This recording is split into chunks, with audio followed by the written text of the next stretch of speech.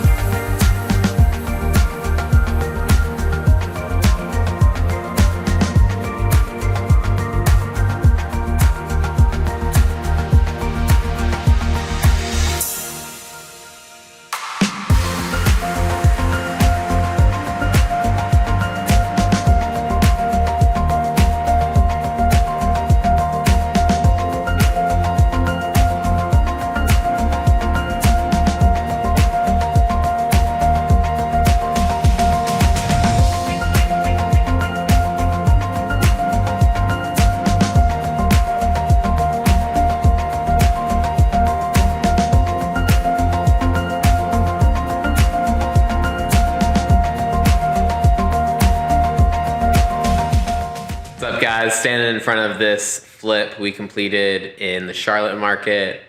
This flip we bought for 40 grand, probably spent about 50. We just listed it today for $230,000. After all expenses, holding costs, repairs, purchase price, you name it, this will be easily a six-figure flip for us in profit. A great project. It's a nice little 3-bedroom, 2-bath. You've got a large bedroom on the front, a large master in the middle with a huge master bath, dedicated utility room for washer, dryer, clothes, vacuum, you name it. A secondary bathroom right here. This one was pretty affordable. Probably spent 350 bucks on this vanity, plus this whole thing was probably $1,000 with material. We did a liner for the shower, so no custom tile work. This is the kitchen, which is pretty awesome. These cabinets were actually the ones that were already in here from the previous owner.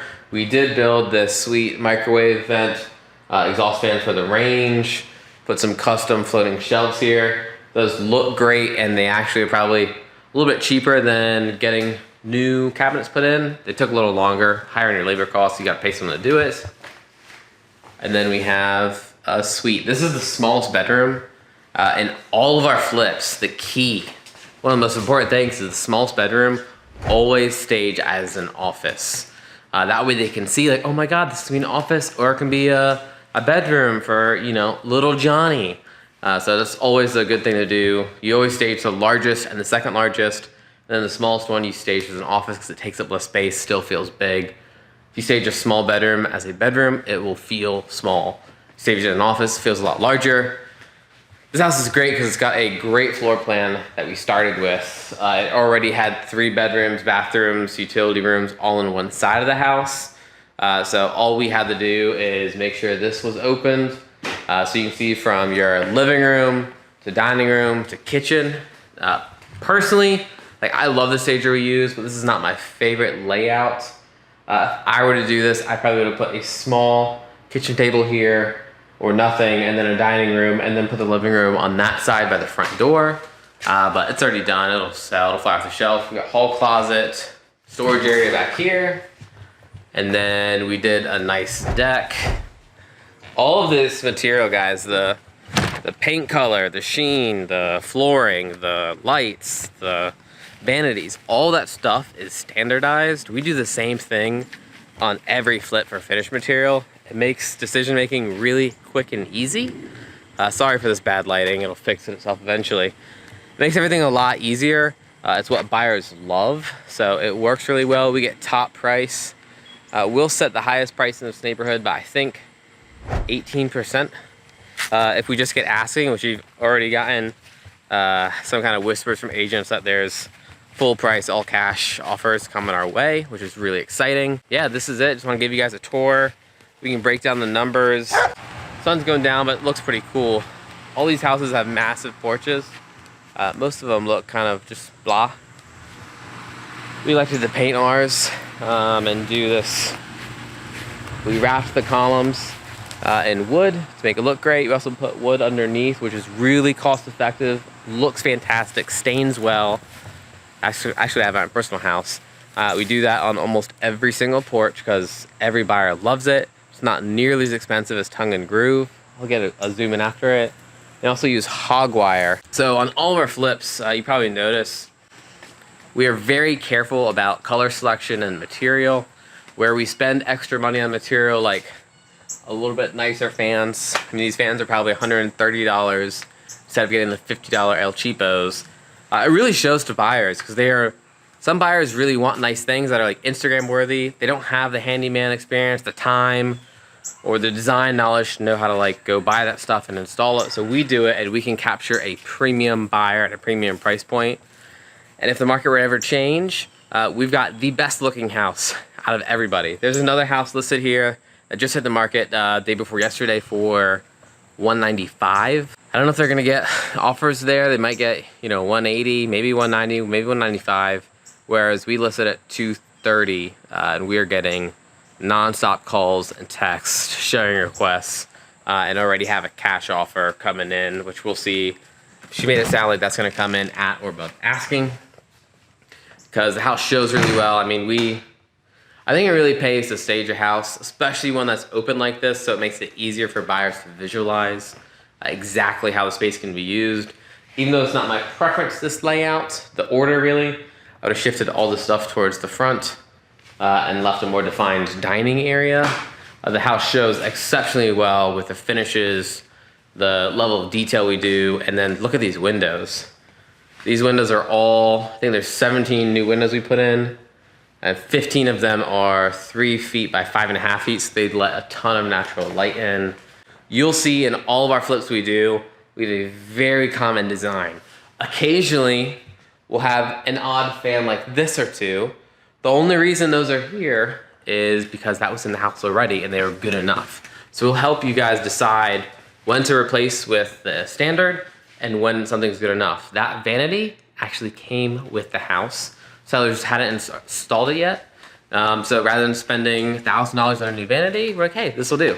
If we wanted to go really extra, we could have painted it. So let's get into the numbers. So I bought the property for $40,000, had about $2,000 in closing costs with title insurance, attorney fees, because I paid all of that for the seller. So my total cost to buy the property was $42,000. I had a private lender fund the entire purchase and renovation and even some of the holding cost. So they actually lent me $106,000 on this one deal.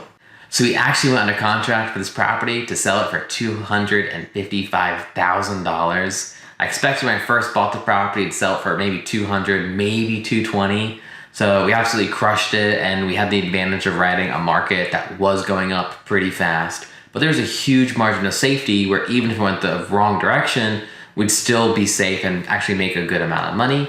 So on this property, after everything, after paying off my private lender who lent $106,000 on the deal, after paying the interest payments, the taxes, the insurance, the real estate agent commission, the concession we gave to the seller instead of fixing a couple issues they just wanted a credit on, that's fine. After everything was said and done, we made over $135,000 profit. Now, the reason you don't see that on this HUD is actually because the HUD shows you the amount we got paid at closing, but you have to add back the due diligence fee we collected at the beginning when we first signed the contract. So we really made $139,000 on this deal, but once you subtract out the holding costs, the interest payments, and what have you, it's about $135,000 profit on this one deal. If you think this is a good deal, let me know in the comments below, and be sure to subscribe so you can see more videos like this where I share all the details on my business and how I make money with fix and flip properties, with rental properties, commercial properties. I share everything as transparent as I can be, and I look forward to sharing my journey with you guys.